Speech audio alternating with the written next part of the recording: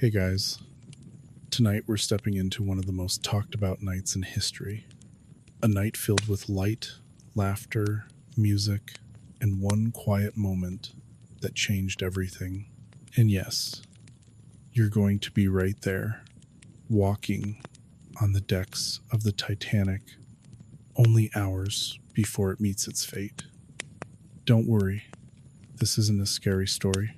We're just slowing down time, listening to the ocean, and watching how ordinary moments can become part of something unforgettable. So, before you settle in, take a moment to like the video and subscribe only if you truly enjoy these calm, late night journeys. And let me know in the comments, where are you listening from? And what time is it for you right now? Now, dim the lights, maybe turn on a fan for that soft background hum, and let's ease into tonight's story together. You arrive on the Titanic just a few hours before midnight. The first thing you notice is the sense of peace. It doesn't feel like a place rushing toward disaster. It feels almost safe, almost sleepy, like a giant hotel drifting quietly across a calm sea. The lights glow softly along the decks, warm and inviting, and the sound of the ocean is steady and smooth, like slow breathing. You stand on the walkway for a moment, letting your eyes adjust. The wooden boards under your feet are solid, polished, and gently vibrating with the rhythm of the engines. There's no noise of panic, no alarm, nothing tense. Instead, you hear soft voices, light laughter, and footsteps moving at an easy pace. Everyone on board believes the Titanic is the greatest and safest ship ever built, so nobody is worried. Not even a little. You start to walk forward, taking slow steps, letting the cold air brush against your face. It's not a biting cold, just a clean chill that comes from the open Atlantic at night. Above you, the sky is clear, dotted with stars that look sharper than the ones you see in modern city skies. No pollution, no bright streetlights, nothing to hide them. It feels like the ship is sailing under a giant, endless ceiling of silver. As you move along the deck, you pass a few first-class passengers strolling after dinner. Their clothes look elegant and bright under the lamp's long coats, scarves, gloves, and polished shoes. They talk softly, almost whispering, as if the night has made them gentle. You catch small pieces of conversations. Someone discussing their travel plans, someone else laughing about a story they heard during dinner, another person complaining politely about the cold. Nobody's in a hurry. Nobody even imagines that these quiet hours are the last calm ones they will ever experience. The air smells faintly of salt, wood, and something warm drifting from the kitchens far below. A steward passing by nods politely to you. His uniform is neat, his steps light, and he carries himself with the easy confidence of someone who believes everything is running perfectly, and for him it is. The Titanic feels steady, proud, and almost too big to fail. You continue walking and notice how wide the deck is. There's so much room that you could stretch your arms out and still have space to spare. The ship feels strong beneath your feet, steady in the water like a giant that refuses to move in any direction except forward. Even the gentle waves brushing against the hull seem respectful, almost quiet. You pause near the railing and rest your hands on the cold metal. The wind brushes your face again, sharper this time, reminding you of how deep and wide the ocean is. When you look down, the water is ink dark, with streaks of white foam curling along the side of the ship. It's peaceful, but also incredibly still. Historians often mention that the ocean was unusually calm that night, so calm that some survivors later said the sea looked like glass. You take another deep breath, slow and steady, letting the cool air settle in your chest. From somewhere far behind you, you hear faint music drifting across the deck, soft notes from the first-class lounge. The band is still awake, playing for a small group of guests who aren't ready to sleep yet. The melody is gentle, flowing, almost dreamy. It fits the night perfectly. As you walk again, you step past open doors glowing with warm light. You glimpse beautiful hallways lined with rich carpets and polished staircases. Everything feels elegant, like the ship is showing off a little. The Titanic was designed to be impressive, not just safe, and you can feel that in every detail you see. But even with all this beauty around you, there's something else too, something quieter. A sense of time stretching, slowing down, giving you room to notice small things. The little flicker of a lamp, the soft thump of the engines, the gentle shuffle of a passenger's shoes. None of these sounds feel threatening. They just build the feeling that you're stepping through a moment that is bigger than you, but still strangely calm. You finally stop near the forward railing. The cold is stronger here, carried directly by the wind, but it keeps you awake, steady, and alert. You look out toward the horizon. Darkness stretches endlessly ahead, dotted with stars and nothing else. You think about the people asleep in their cabins right now, children curled up with blankets, couples talking quietly, workers resting after long shifts below deck, all of them safe. All of them unaware of what will happen in just a little while. But for now, everything is soft, everything is slow, everything is peaceful. You stand there for a moment longer, listening to the quiet night sea, before you turn and continue walking through a world that still believes tomorrow is guaranteed. We're used to space and comfort. You see passengers dressed in their finest clothes. They walk with an easy confidence, chatting about their day, their dinner, or their travel plans. Nobody looks worried. Everyone carries the quiet belief that this ship is unsinkable. And yes, that word really was used. Unsinkable. It came from a magazine advertising the ship months before the voyage, saying the Titanic was as close to unsinkable as modern engineering can make her. It wasn't meant to sound arrogant, but people believed it anyway. A couple strolls past you, smiling as they talk about tomorrow's breakfast menu. Another man stands by the staircase, checking his pocket watch. Time moves slowly here, in a relaxed rhythm. When you listen closely, you can almost hear the faint tapping of billiard balls from the smoking room and the light clinking of teacups in the lounge. You walk toward the first-class dining saloon, which still glows with gentle light, even though dinner is long over. A steward is clearing away the last bits of tablecloth, folding them neatly. The room is massive, easily one of the largest dining areas ever put on a ship at that time. In fact, one historical fact many people find surprising is that the dining saloon on Titanic could serve more than 500 people in a single sitting. The room around you feels almost endless, with long tables, tall chairs, and lamps lined neatly along the walls. The air still carries a faint scent of rich food soups, breads, roasted meats, and desserts. Earlier tonight, guests enjoyed 11-course meals. 11. You can almost imagine the soft laughter, the clinking glasses, and the music drifting in as people enjoyed their evening without any sense that history was quietly counting down the hours. You move onward, stepping into the first-class lounge. A few passengers are still here, reading or sipping warm drinks. A woman in a dark green dress plays a quiet melody on the piano, the notes floating softly across the room like a lullaby. You sit for a moment near the edge of the room, just listening. The ship feels steady, safe, comfortable, and that's exactly why so many people refused to leave when evacuation began later. Why would anyone think to rush away from a place that felt calmer than most homes on land? You stroll next to one of the tall windows. Outside, the ocean looks like a sheet of dark glass. Not moving, not rough. Survivors later said the sea was dead calm on this night, so calm that there were no waves breaking against the iceberg they would soon strike. This made the ice harder to see. That one small detail, that quiet ocean, played a huge part in what would happen later. But right now, inside this warm, first-class world, nobody knows any of that. People relax under soft lights. A man smokes a cigar by the corner. A mother reads a book aloud to her daughter. Another couple plays cards with slow, gentle movements, as if they're trying not to disturb the quiet. You walk down the grand staircase next, one of the most famous parts of the ship. The lights shine warmly on the carved wooden walls and the elegant ironwork. Every surface glows softly, reflecting light like gentle water ripples. This staircase wasn't just a path, it was a symbol of luxury, meant to show that traveling on the Titanic was not like traveling at sea. It was like staying in a high-class hotel, just floating.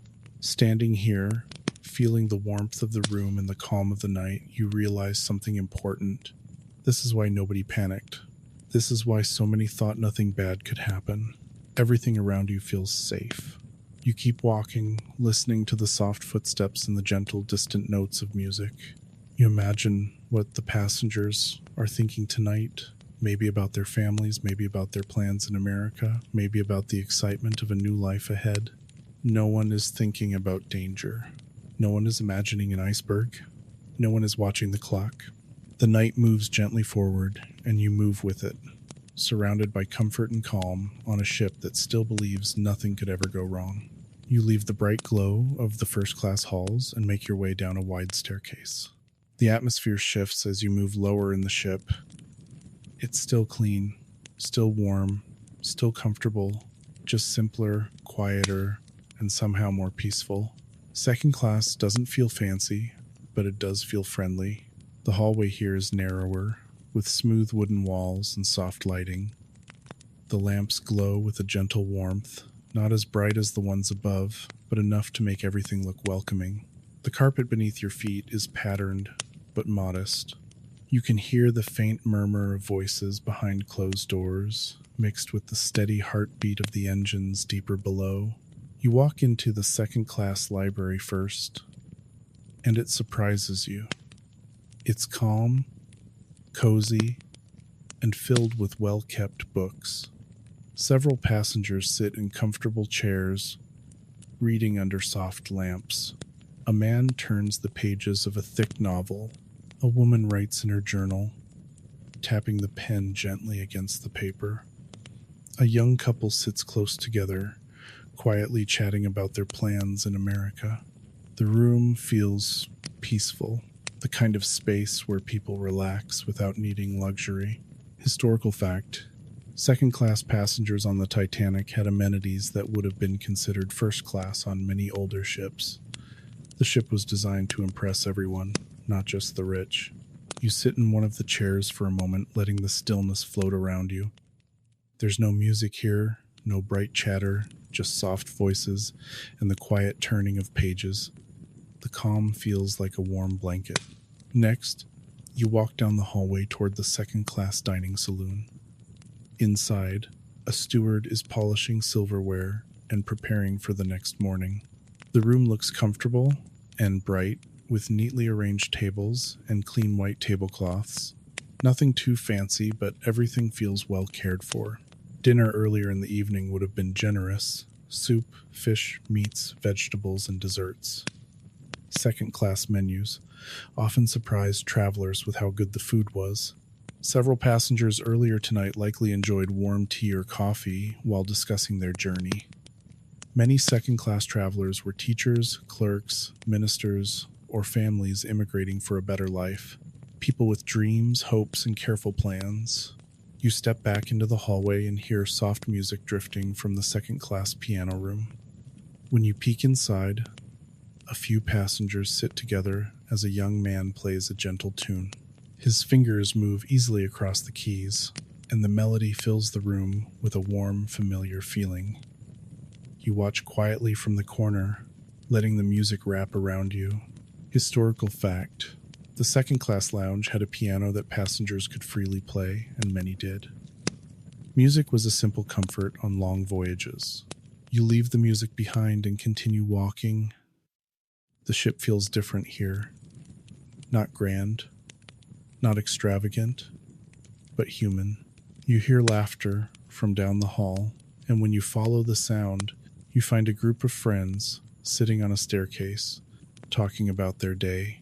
One of them tells a joke, and the others laugh softly, trying not to disturb the people nearby. You smile and continue on. The walls feel closer, the lights softer, the voices kinder.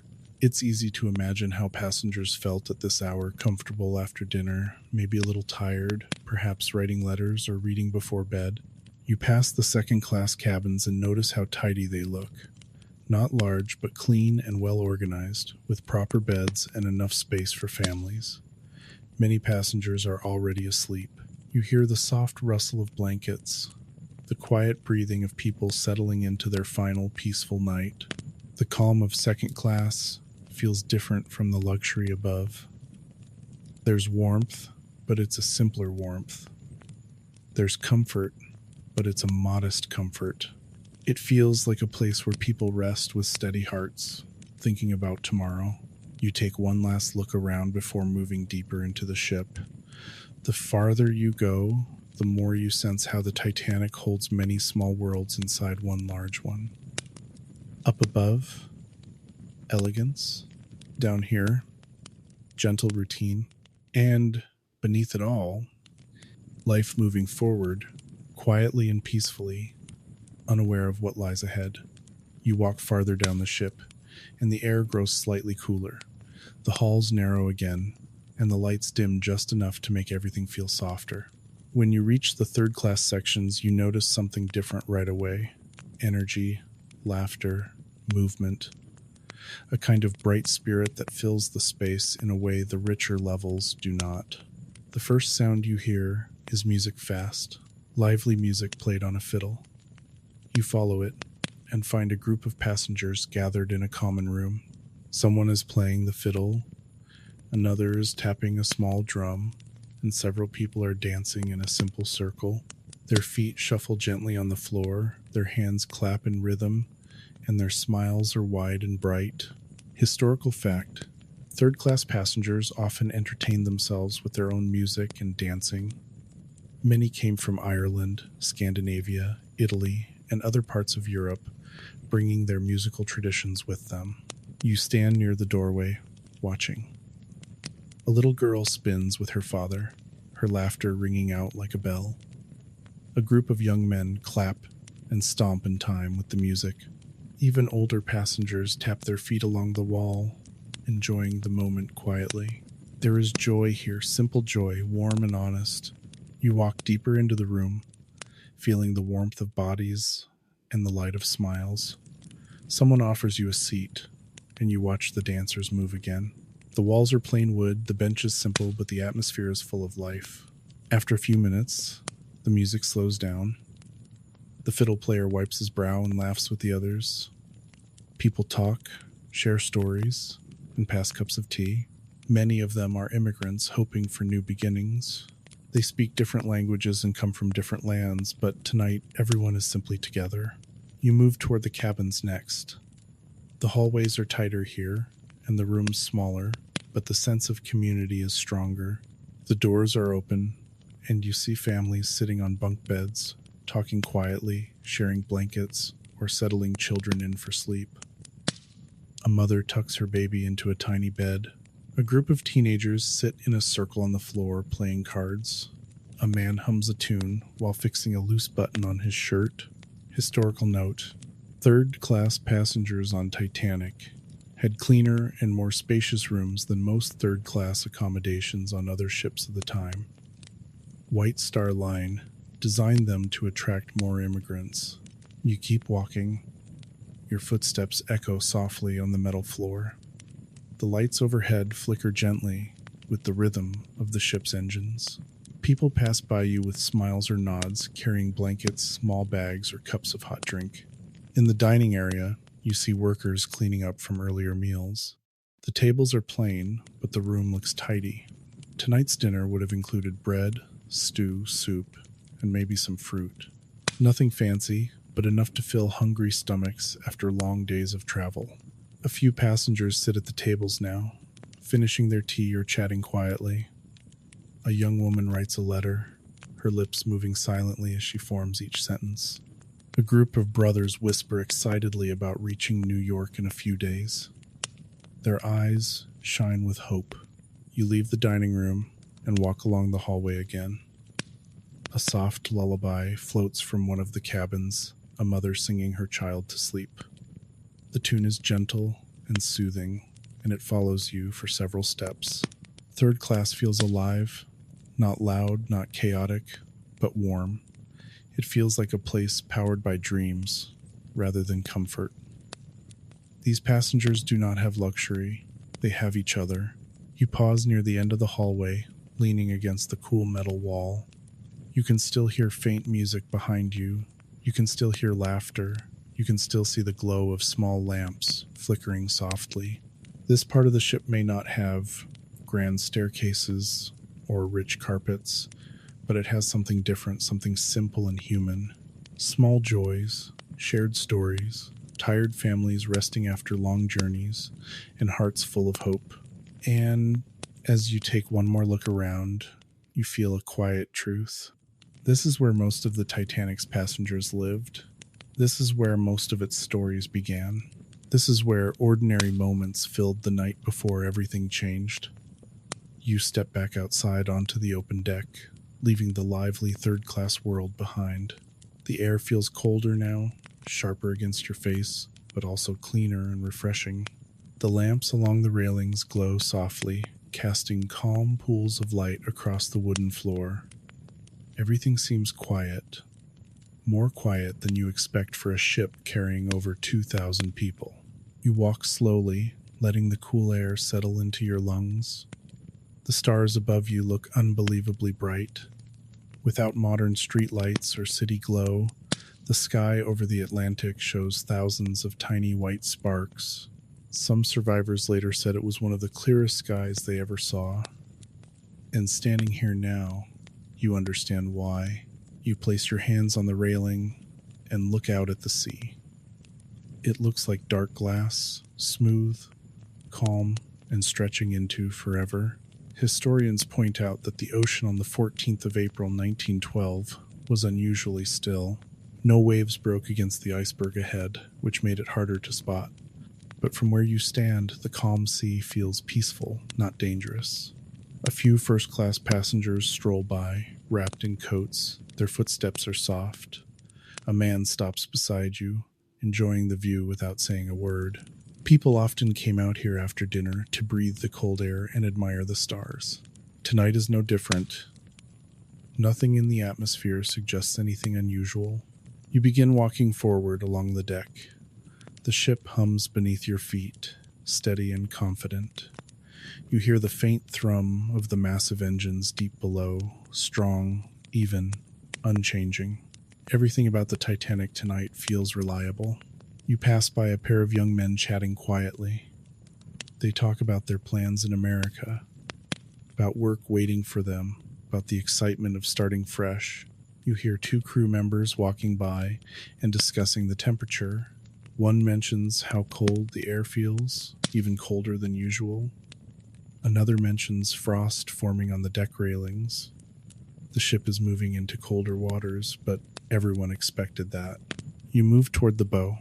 The wind hits harder here, brushing your hair back and carrying the deep, steady sound of the water slicing under the ship. You see no land in any direction, just endless dark water and a sky full of stars. A small group of passengers stands near the railing, pointing at constellations. Someone recognizes Orion. Another sees the Big Dipper. You join them for a moment, enjoying the easy silence. It feels like a peaceful winter night, one where the cold is crisp but not hurtful. You notice how the lights from inside the ship spill gently across the deck. They give everything a warm glow, blending softly with the silver light of the stars. The combination makes the entire ship feel like a floating lantern in the dark. Beautiful, quiet, calm. Suddenly, you hear a faint voice calling from high above. A lookout in the crow's nest, talking to his partner. You can't make out the words, but the tone is relaxed. Lookouts worked, long shifts watching for anything ahead. Ice, ships, debris. But they did it with simple tools. One well-known historical fact. The Titanic's lookouts had no binoculars on the night of the collision because the locker that held them was locked, and the key was accidentally taken off the ship by an officer who didn't sail. Still, the lookouts do their best with what they have, just their eyes and steady attention. You hear them chatting quietly again, then the night returns to silence. You continue your walk, feeling the cold deepen around you. Your breath becomes a soft cloud in the air. You rub your hands together for warmth. A steward passes by and nods politely.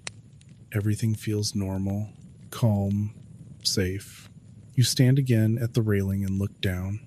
The water below is smooth and glossy, sliding past like dark silk. A faint line of white foam glows under the deck lights. You hear the distant pulse of the engines, steady, powerful, constant. This whole scene, the quiet deck, the bright stars, the gentle sound of the sea feels peaceful, almost dreamlike. Nothing hints at danger. Nothing suggests the ship is only minutes away from its most famous moment. You stay there a little longer, listening to the night breathe around you. Then, slowly, you turn and walk back toward the bright doors, carrying with you the calmness of a night that is about to change.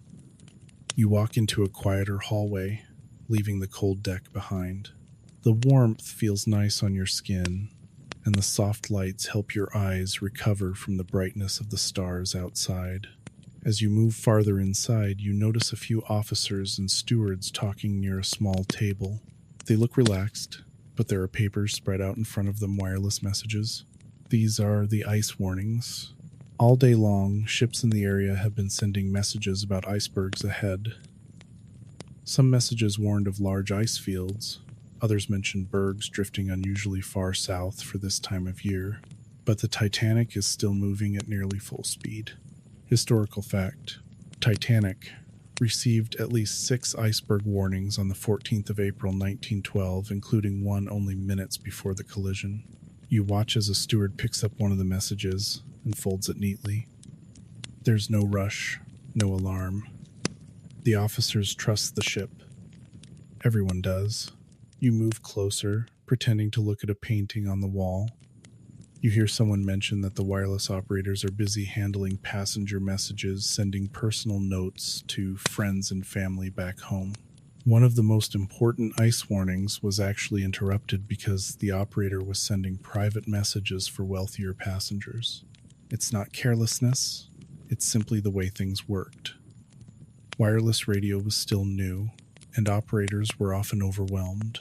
You walk farther down the hallway, passing a group of men laughing about a card game. One of them mentions feeling a cold bite in the air. Another jokes that it feels like the ship is sailing straight toward winter. Nobody thinks to connect the cold with danger. They're just enjoying a conversation. You stop near a small writing room. Inside, a young woman writes a letter to her family. You can see a few words: beautiful night, calm seas, wonderful voyage. Most passengers on the Titanic wrote letters that described April 14th as one of the most peaceful evenings of the trip. Outside the doorway, 2 stewards talk about the latest ice message. One of them shrugs and says, "We'll be fine. The ship is too strong to be bothered by a bit of ice." That belief is everywhere on board. Confidence in technology, in the ship's design, in everything. You continue walking, letting these small conversations settle into your mind.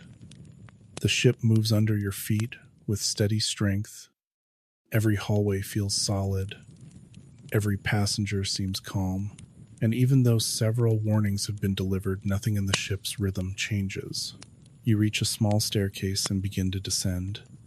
A crew member passes by, carrying a tray. Another walks by with a stack of linens. Everyone has their tasks. Life continues as if nothing unusual has happened. Historical fact: the Titanic was traveling at about 22 knots when it entered the ice field very fast for nighttime conditions. But the goal was to reach New York on schedule, and speed was seen as a point of pride. You step into a quiet sitting room. A few people rest in soft chairs, drinking tea or reading newspapers. The atmosphere is peaceful. One passenger tells another that they overheard something about ice, but they laugh it off. "The ship is too big to be bothered," someone says. Another nods. You move on, walking past closed doors and sleeping passengers. The night feels gentle, warm, and safe inside. It's hard to imagine that cold walls of ice drift somewhere just ahead. Hard to imagine that the calm sea is hiding something sharp and silent. You pause at the end of the hallway, feeling the ship tremble softly beneath your feet. Not fear, just the deep vibration of a giant ship moving forward with confidence. The ice warnings have come, but nobody on board believes the night is anything but peaceful. You walk up a quiet staircase and make your way toward one of the most important areas of the Titanic, the bridge. The hallway here feels different from the passenger decks. Simpler, more focused. The walls are plain, the lighting steady, and the air carries a faint scent of cold sea wind seeping through small cracks around the doors. When you step into the bridge area, you immediately feel the atmosphere change. The space is calm, but there's a sense of responsibility in the air. Officers move carefully, checking instruments and speaking in low tones. The windows offer a wide view of the dark ocean ahead, an endless, quiet stretch of water that is calm enough to look solid. You notice First Officer William Murdoch standing near the front. His posture is straight, his eyes focused. Every few moments, he glances out into the darkness. He's alert, but not anxious. Officers on ships like Titanic were trained to handle all sorts of conditions, and tonight, the sea looks peaceful. Almost too peaceful. Historical fact. On the night of the collision, Murdoch was the officer in command of the bridge. He reacted within seconds when the iceberg was spotted. An officer walks by you, making notes in a logbook. Another adjusts a small dial. Everything is done with steady hands. They check the compass, the wheel, the telegraph, and the various gauges that monitor the ship's speed and direction. You watch the glowing numbers and feel how carefully every detail is maintained. You hear a faint ring from the telegraph, the device used to communicate with the engine room below. A quick signal is sent to maintain speed. The engines keep pushing forward with their deep, rhythmic hum. Even here on the bridge, you can feel that vibration through the floor. It's steady and strong. You walk toward the side window, feeling the cold glass under your fingertips. The ocean outside is so dark that it blends almost perfectly with the sky. Only the stars separate the two. You understand now why the lookouts rely so much on their eyes. They have no radar, no modern instruments, just the horizon and light from the moon and stars. And tonight, even the moon is missing. The sky is clear, but moonless, one of the reasons icebergs were so hard to see. You step out through a small doorway onto the wing of the bridge, where officers often stand to get a better view. The wind hits you instantly, cold and strong, but refreshing. Below, you hear the water rushing along the hull, hissing softly. Above, you hear the creaking of metal and rope as the ship cuts through the quiet ocean. After a moment, you head back inside and start descending deeper into the ship. The air warms slightly the farther down you go. You pass through crew corridors, simple, narrow, and quiet. You hear faint conversations from behind doors. Someone laughs softly. Another hums a tune. Life on the lower decks continues just like any other night. As you reach the engine levels, the sound grows louder. A deep rumble fills the air, constant and powerful. The vibration through the metal floor grows stronger. When you walk into the engine room, you're met with heat, light, and motion. Historical fact: Titanic's engine room was powered by 29 boilers and huge steam engines, making it one of the most advanced power systems of its time. Men worked tirelessly here, shoveling coal, checking gauges, wiping sweat from their faces. Their shirts cling to their bodies from the heat. The engines tower above you like giant metal beasts, pistons pumping with slow, unstoppable strength. You walk along a metal platform and watch the workers move in a rhythm that matches the ship's heartbeat. Coal slides into furnaces. Flames glow bright orange behind iron doors. Steam hisses through pipes. The power that drives the Titanic feels alive. Despite the noise, there is order here. Everyone knows their job. Everyone moves with purpose. No one seems worried. They've worked under harsher conditions on other ships. Compared to older liners, the Titanic's engine rooms are spacious and cleaner. You watch a worker pull a lever to regulate steam pressure. Another adjusts a large valve. They shout instructions over the noise, but their voices sound normal. This is their everyday world. You take one last look at the massive machinery. The heat brushes against your face like a warm wave, so different from the cold wind on the bridge. It reminds you how many different worlds exist inside this single ship. Then you head back up, following the sound from roaring engines back into the calmer passenger decks. Above you, the ship continues gliding through the quiet night, powered by the effort of dozens of workers who have no idea how important the next hour will become. You step onto the quiet deck again, letting the cold air circle around you. The stars shine just as brightly. The sea still looks like smooth black glass. Nothing seems different from an hour ago. The calmness almost feels protective, like the night is wrapped in a soft blanket. You walk slowly toward the bow, feeling the wooden boards under your shoes. A few passengers stand nearby, enjoying the cold, fresh air before heading to bed. Someone laughs softly. Someone else points at the stars. Everything feels peaceful. Then, from high above, you hear a bell. Once, twice, 3 times. This is the lookout's warning signal. It's sharp, clear, and loud enough to slice through the quiet night air. You look up toward the crow's nest. 2 men stand there, Frederick Fleet and Reginald Lee. Their silhouettes freeze for a second. Historical fact: Frederick Fleet was the lookout who first spotted the iceberg and rang the warning bell 3 times. A moment later, a voice calls down through the speaking tube. Iceberg right ahead. You don't hear panic, just urgency. On the bridge, First Officer Murdoch reacts instantly. You hear faint shouts, commands moving quickly through the darkness. The wheel spins sharply. Orders are sent to reverse the engines. One officer pulls down the telegraph handle, signaling the engine room to slow down. You turn your eyes forward. There, in the darkness, you finally see it. A pale shape rising silently from the sea. Not huge, not monstrous, just there. A long, low wall of ice, almost the same color as the ocean. It moves closer with every heartbeat. Everything inside you tightens, but when the impact comes, it's not loud, not violent. It's a soft sound, like a gentle scrape or a dull thud. You feel a slight vibration under your feet, almost like the ship touched something lightly. Many passengers later said they barely felt anything at all. The ship trembles once, then again. You hear a strange crunching sound far below, like metal brushing against something hard. Then the ship steadies. A few people nearby look confused. Someone says, "Did we hit something?" Another person shrugs, thinking it might be nothing. You stand still, listening. The engine's slow. Not stopped, just slow enough for the silence to grow around you. Crew members appear on deck, moving quickly but calmly. They look over the side of the ship, trying to see into the darkness. You watch their faces. They don't look panicked, just unsure.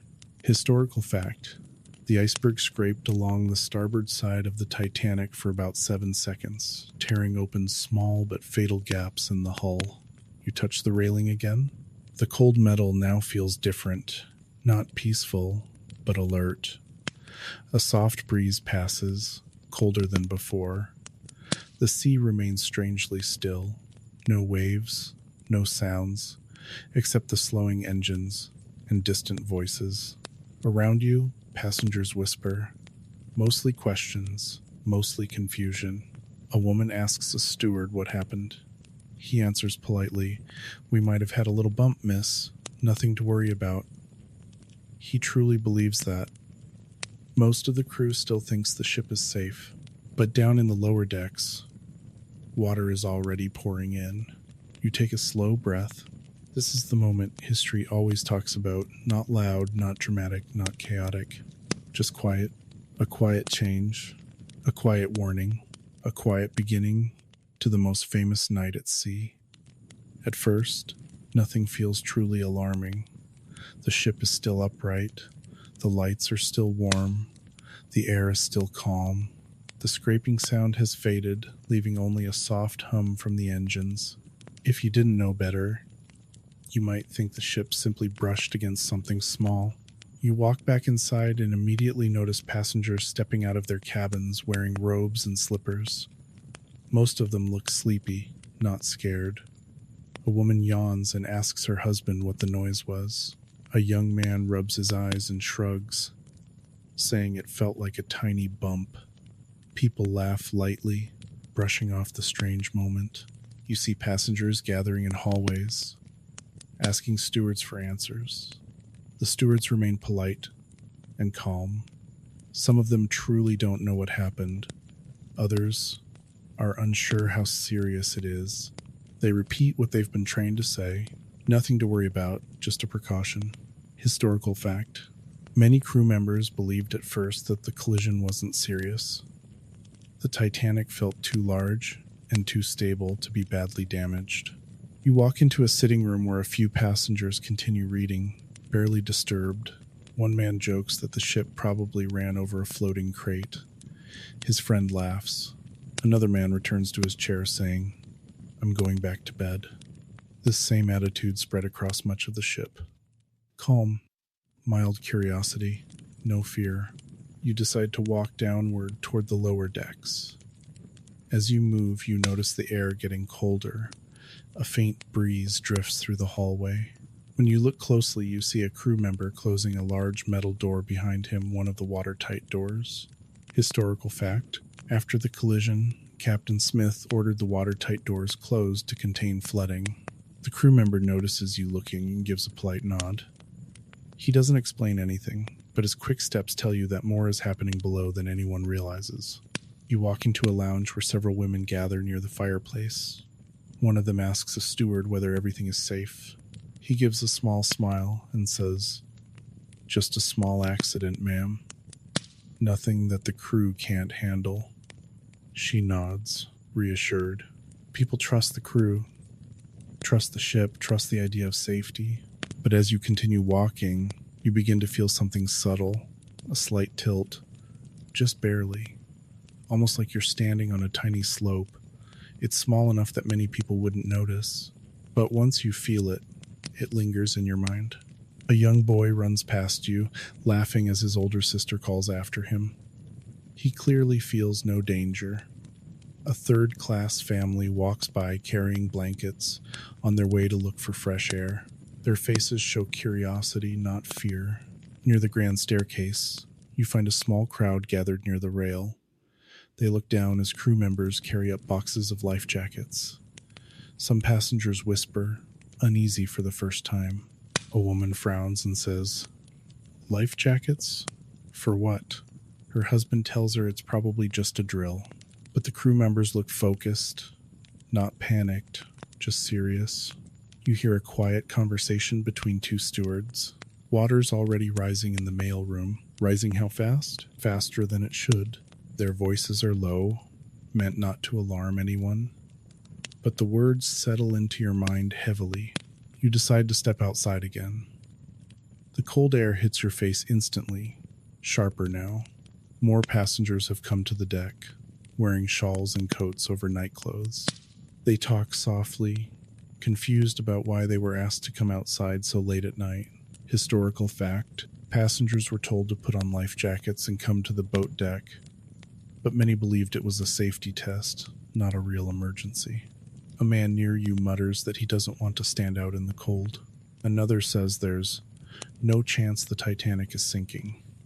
A third man insists the ship can float even with several compartments flooded a line many believe because of newspaper articles before the voyage. You notice that even now, most passengers look calm.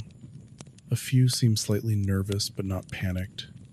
The night still feels peaceful, gentle even, which makes it hard for people to imagine danger. You walk past the railing and look down. The sea looks the same quiet, dark, without waves. But now you know what lies beneath. Cold water filling the forward sections of the ship. A crew member walks by, urging people to stay near the lifeboats, just in case. His voice is calm, but his eyes move quickly, checking everything around him. You can tell he knows more than he's saying. A woman asks him if the ship is sinking. He hesitates, then says, "We're taking precautions." It's the closest thing to an honest answer anyone hears at this moment. You take a slow breath. Passengers continue to gather. Children cling to their parents' hands. You see more lifeboats being uncovered. Crew members work quietly but quickly. The night is changing, but still in a quiet, soft way. This is the moment where the truth begins to reach people in small waves. Gentle at first, but unmistakable. The Titanic is hurt, and it will not recover. You move closer to the boat deck, where the lifeboats hang silently, waiting. At first glance, everything still looks calm. Crew members stand beside each boat, checking ropes, adjusting straps, and calling out gentle instructions. Their voices remain steady, trying not to cause alarm. Passengers gather slowly. Many are confused, some are annoyed, others are quietly curious. Very few believe they will actually need a lifeboat. Historical fact: the Titanic carried only 20 lifeboats, enough for about 1,178 people, barely half of those on board. The belief at the time was that lifeboats were mainly for ferrying passengers to rescue ships, not for surviving a full sinking. You watch as a crewman calls out, "Women and children first." At first, hardly anyone moves. A woman wrapped in a blanket says, "Surely we're safer on the ship." Another insists she will wait until her husband can come. A man shakes his head and whispers that the Titanic could never sink.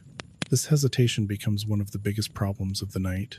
Crew members open the first lifeboat and begin loading it. The boat looks small compared to the massive ship. People look at it, and then at the warm, solid deck beneath their feet. The choice seems obvious. Staying on Titanic feels safer.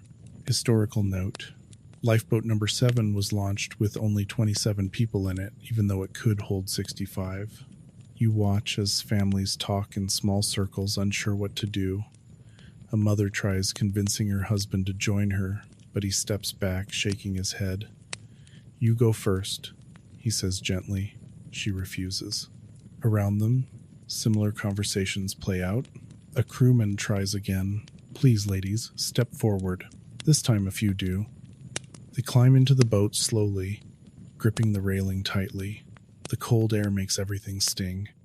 A little boy begins to cry as his mother picks him up and climbs in. She holds him close, whispering something soft to calm him. You feel the ship tilt again just slightly, enough to make you shift your footing. You look around to see if anyone else noticed, but most passengers remain relaxed or too distracted by their choices to sense the change. Another lifeboat is prepared. People approach it, but far too slowly. A man steps forward to help load it, then steps back to stay on board. A young couple argues quietly. She wants to get in. He wants to stay. The argument ends with neither moving. Crew members begin lowering boats half full, not because they want to, but because they must follow orders and cannot wait forever.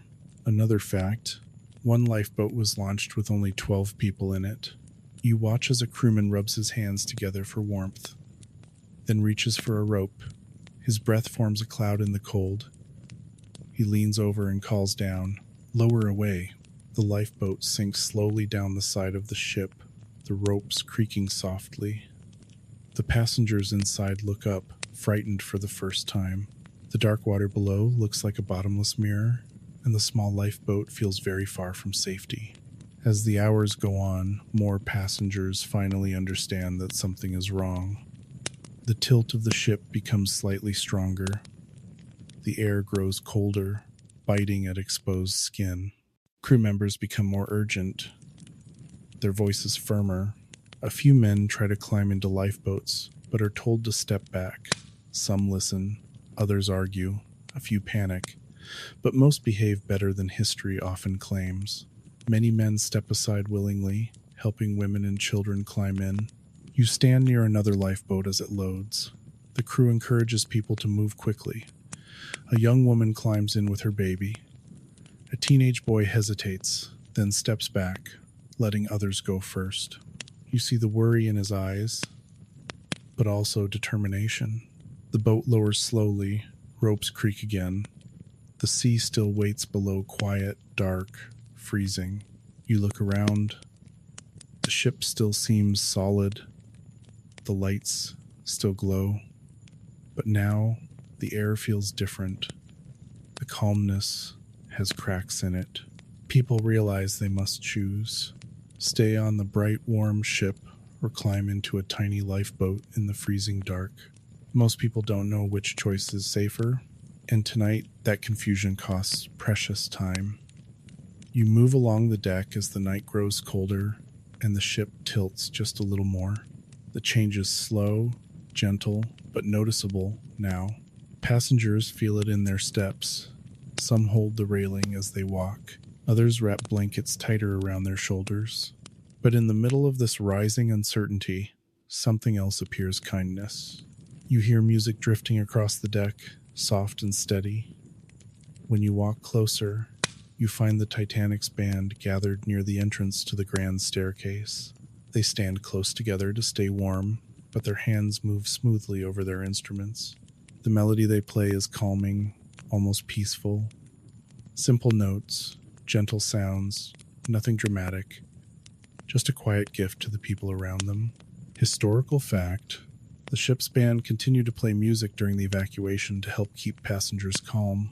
People gather around, not because they are panicking, but because the music helps them breathe a little easier. A few women wipe tears from their eyes. A man standing nearby whispers, "Bless them." The musicians keep playing without looking away from their sheets. You walk past a group of crew members helping a family prepare for the lifeboats. A mother clutches her small daughter. A steward kneels down and ties a life jacket around the child with careful hands, making sure the straps are tight. He speaks softly, explaining how to sit in the boat. The mother nods with shaky breaths. The steward's voice never wavers. Farther along the deck, you see a young man helping an elderly couple walk across the tilted boards. He offers his arm, steadying their steps. The couple thanks him, their voices warm with gratitude. Even in fear, they find space for gentleness. Near one of the lifeboats, a father kneels to speak to his son. The boy is frightened, but the father places his hands on the boy's shoulders and smiles gently. "You're going to be brave," he says. "Listen to the men helping you." The boy nods, trusting his father completely. The father then lifts the boy and hands him to a crewman. He steps back, his eyes shining, but he doesn't climb in. He stays behind, not because he wants to, but because he believes others should have a chance first. You see similar scenes everywhere: men letting strangers go ahead, women helping other mothers with crying babies, crew members guiding people with steady voices. Historical fact: many passengers and crew acted calmly and respectfully during the evacuation, helping others instead of rushing. You walk again, letting the music guide your steps. The ship tilts a little more, lamps sway slightly, the cold deepens, but the courage around you grows stronger. The band shifts to another soft tune. A woman near you whispers along, recognizing the melody. A small group of passengers holds hands for comfort. Some pray quietly.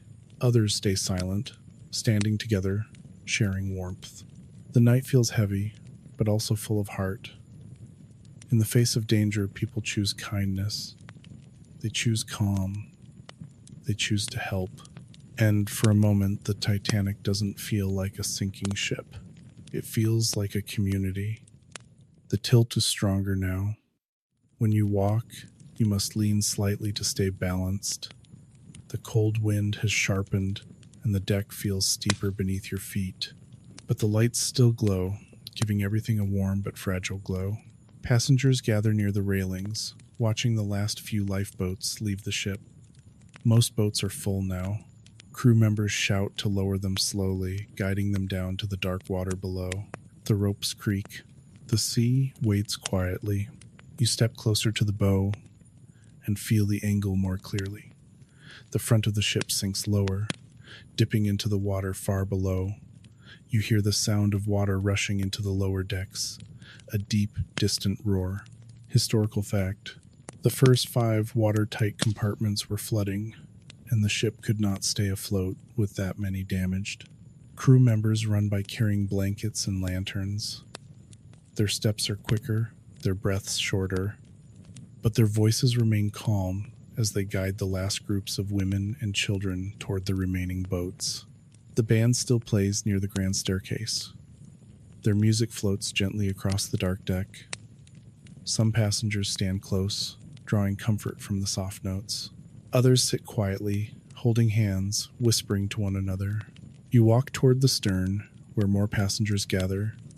A young couple sits on a bench, the woman leaning against her partner's shoulder. A group of friends share a quiet conversation, trying to stay steady. No one screams, no one pushes. People simply stand together. The ship tilts more. You grab the railing to steady yourself. The angle now is undeniable. You can feel it in your legs, in the tension of the crowd, and the sound of creaking metal beneath you. Lights flicker, only for a moment. Then they glow again, weaker now. Historical fact: as the ship's bow sank deeper, the electrical system struggled to keep power flowing. You take a breath and look up at the sky. The stars shine with the same bright clarity they did earlier, but the world beneath them has changed. The ship feels tired now, like a giant losing strength one breath at a time. A sudden shudder travels through the deck. People freeze. The ship sighs a deep, heavy groan of metal under pressure. Water rushes farther up the bow. The front railings dip beneath the surface. The sea swallows them silently. Passengers near you whisper prayers. A woman quietly wipes tears from her cheeks. A man holds his daughter close, smoothing her hair with gentle strokes. The ship sinks lower. The lights flicker again, longer this time. A soft buzz fills the air, followed by darkness. For a moment, the ship is silent and still. Then the lights return, dimmer now, like candles almost burned out. Passengers glance at one another. They understand now, without words. The Titanic is nearing her end. Crew members shout for everyone to move toward the stern. You follow the slow, careful flow of people. The deck feels steeper with each step. Behind you, you hear the deep rumble of collapsing metal inside the ship. You reach the back of the deck and turn to look one last time. The bow is completely underwater. The sea glitters around it, reflecting the fading lights. The stern rises higher into the night sky, tilting at an angle that feels both unreal and heartbreaking. The band plays one final soft tune. Some passengers join in, humming through trembling breaths. Others close their eyes, holding tight to the people beside them. The ship gives a final, long sigh, like an exhausted giant taking its last breath. And then, slowly, the Titanic begins her final descent, slipping deeper into the sea that had seemed so calm only hours before. The moment the Titanic disappears beneath the surface, the night becomes painfully quiet. The sea looks completely calm again, as if nothing happened. But the cold is stronger than anything you felt before. The air freezes your breath, and the surface of the ocean feels like ice waiting to swallow anyone who falls in. People in lifeboats look back toward the darkness where the ship used to be. Some cry softly, some stare without blinking. Others whisper names into the night. The lifeboats rock gently on the still water, making soft splashes that sound far too calm for what just happened. You stand near the edge of one lifeboat, holding tightly to the wooden side. The freezing wind rushes past your face. Even with a life jacket, the cold bites through every layer of clothing. You look toward the water and see small pieces of wood drifting, along with seat cushions and bits of broken debris. Historical fact: the water temperature that night was around 2 degrees Celsius, 28 degrees Fahrenheit. Cold enough to cause hypothermia within minutes. People in the water struggle at first, calling out for help. But the cold steals their strength quickly. Their voices fade. The ocean seems to absorb the sound. Even the slightest movement feels slow and heavy. Inside your lifeboat, people shift closer together to share warmth. A woman wraps her thin shawl around a crying child. A man gives his coat to a stranger. A young girl rests her head on her mother's lap, her eyes half closed from exhaustion. Every face looks pale from shock and cold. You look across the dark sea. The stars shine above you, bright and unchanging, but everything below feels fragile. The lifeboat rocks gently, moving with the slow rhythm of the water. You hear a quiet sob from someone behind you. The oars in the lifeboat drip softly as they rest on the sides. Historical fact: it took about 1 hour and 40 minutes before the rescue ship Carpathia reached the lifeboats. You wrap your arms around yourself, trying to stay warm. The cold settles deeper into your body, making your fingers stiff. The people around you fall silent, too tired and cold to speak. The sea remains calm, quiet, and impossibly still, but after a long stretch of darkness, a faint light appears far off, a small, distant glow cutting through the night. Someone whispers, "A ship." Another person lifts their head, hope spreading through the boat like a warm breath. The light grows brighter, slowly, steadily, quietly. The Carpathia is coming. People straighten up, their faces filled with relief. Some begin to cry again, but these are softer tears, tears of survival, of disbelief, of gratitude. The cold still bites, but the sight of the rescue ship gives everyone strength to hold on just a little longer. The night remains cold, but hope finally feels closer than fear. The Carpathia moves closer through the dark waves, its lights glowing like warm lanterns floating across the deep sea. As it approaches, crew members lean over the railings, calling out to the lifeboats. Their voices are steady and full of reassurance. You feel your lifeboat shift as oars splash into the water, guiding you towards safety. Each small stroke brings you closer to warmth, light, and steady ground. The cold air still clings to your skin, but your chest loosens with every breath you take. When you reach the side of the Carpathia, ropes drop down and strong arms reach for the passengers. One by one, people climb the ladder or are lifted in blankets. Children are carried first. Mothers follow. Some passengers can barely stand, their legs numb from the cold. You climb aboard slowly, gripping the railing as your feet touch the solid deck. The warmth is faint but comforting. Crew members wrap you in blankets and guide you toward a sheltered area where other survivors sit close together, sharing heat and quiet strength. Historical fact: the Carpathia rescued around 705 survivors from the Titanic's lifeboats. You look around and see faces lit by soft lantern light, tired, pale, shocked but alive. A few passengers sip warm drinks. Others rest against the walls with closed eyes. Some talk in low voices, trying to understand what happened. Many simply sit in silence, letting the weight of the night settle slowly. A steward brings blankets and water. A nurse checks on a shivering child. People help one another without needing to ask. Everyone on this ship feels the same heavy mixture of sadness and relief. Hours pass as the Carpathia sails toward New York. The survivors sit together, sharing stories in gentle voices. Some talk about loved ones they lost. Others describe the moments when the ship tilted, when the lights went out, when the cold water touched their skin. The memories sound soft, unreal, almost dreamlike. You step outside for a moment and breathe in the early morning air. The sky is turning pale, hinting at sunrise. The stars fade slowly, one by one. The ocean looks calm again, quiet and wide, hiding everything that happened in the shadows below. You think about the people you saw on the Titanic, families in third class dancing with joy, passengers in second class reading peacefully, first class travelers enjoying warm music and bright lights. All those worlds existed together on one ship, and one night changed all of it. Historical fact: the Titanic disaster led to major changes in maritime safety, including lifeboat requirements and 24-hour radio communication. As the Carpathia continues its journey, you feel a gentle shift inside yourself.